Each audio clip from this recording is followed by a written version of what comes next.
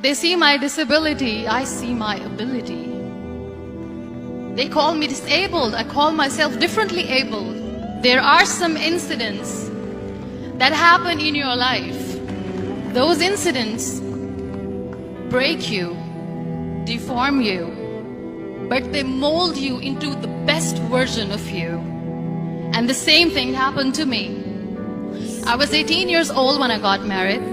My father wanted me to get married. And all I said was, if that makes you happy, I'll say yes. And of course, it was never a happy marriage.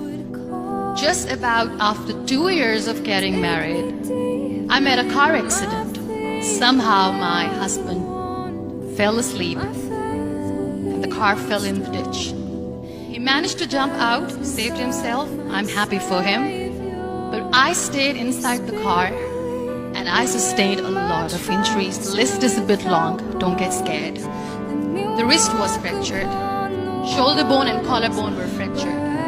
My whole rib cage got fractured. And because of the rib cage injury, lungs and liver were badly injured.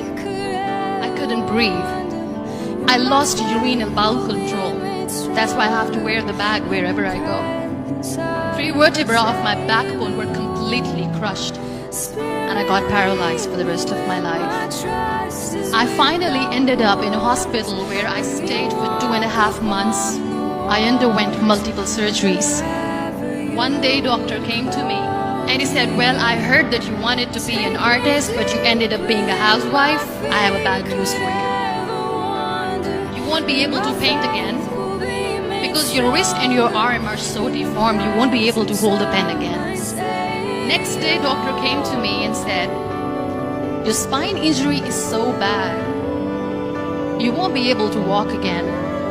Because of your spine injury and the fixation that you have in your back, you won't be able to give birth to a child again. That day, I was devastated. I asked my mother, why me? And that is where I started to question my existence. Why am I even alive? And that is where I realized that the words have the power to heal the soul. My mother said to me, this too shall pass. God has a greater plan for you. I don't know what it is, but He surely has. And in all that distress and grief, somehow or the other, those words were so magical that they kept me going. One day I asked my brothers, I know I have a deformed hand, but I'm tired of looking at these white walls in the hospital and wearing these white scrubs. I'm getting tired of this. I want to add more colors to my life. I want to do something. Bring me some colors, bring me some small canvas. I want to paint. So the very first painting I made was on my deathbed, where I painted for the very first time. It was not just an art piece or just my passion. It was my therapy. And then I was discharged and I went back home. And I went back home and I realized that I have developed a lot of pressure ulcers on my back and on my hip bone. I was unable to sit. There were a lot of infections in my body, a lot of allergies. So doctors wanted me to lie down on the bed straight for not 6 months, for not 1 year, for 2 years. I was bedridden, confined in that one room, looking outside the window, listening to the birds chirping, and thinking maybe there will be a time when we'll be going out with the family and enjoying the nature. That was the time where I realized how lucky people are.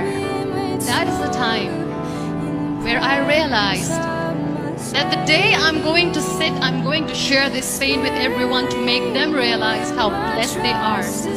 And they don't even consider them lucky. That day I decided that I'm going to fight my fears. We all have fears. Fear of unknown. Fear of losing people. Fear of losing health, money. We want to excel in career. We want to become famous. We want to get money. We are scared all the time. So I wrote down one by one all those fears. And I decided that I'm going to overcome these fears one at a time. Do you know what was my biggest fear? Divorce. I was trying to cling on to this person who didn't want me anymore, but I said no. I have to make it work. But the day I decided that this is nothing but my fear, I liberated myself by setting him free. And I made myself emotionally so strong that the day I got the news that he's getting married, I sent him a text. Said, I'm so happy for you and I wish you all the best. And he knows that I pray for him today. Number 2 was, I won't be able to be a mother again. And that was quite devastating for me. But then I realized there are so many children in the world, all they want is acceptance. So there is no point of crying, just go and adopt one. And that's what I did. So I decided that instead of starting an NGO for disability awareness, which I know will not help anyone, I started to appear more in public. I started to paint. I decided that I'm going to join the national TV of Pakistan as an anchor person. And I've been doing a lot of shows for the last 3 years. I became the National Goodwill Ambassador for UN Women Pakistan, and now I speak for the rights of women, children. We talk about inclusion, diversity, gender equality, which is a must. Every time I go in public, I always smile. It's always a big toothy smile on my face, and people ask me, don't you get tired of smiling all the time? What's the secret? I always say one thing, that I have stopped worrying about the things that I have lost. People that I've lost. Things and people who were meant to be with me are with me. And sometimes somebody's absence makes you a better person. Cherish their absence. It's always a blessing in disguise. Live your life fully. Accept yourself the way you are. Be kind to yourself. Be kind to yourself. I'll repeat, be kind to yourself, and only then you can be kind to others. Love yourself and spread that love. Life will be hard, there will be turmoil, there will be trials, but that will only make you stronger. So when you accept yourself the way you are, the world recognizes you. It all starts from within.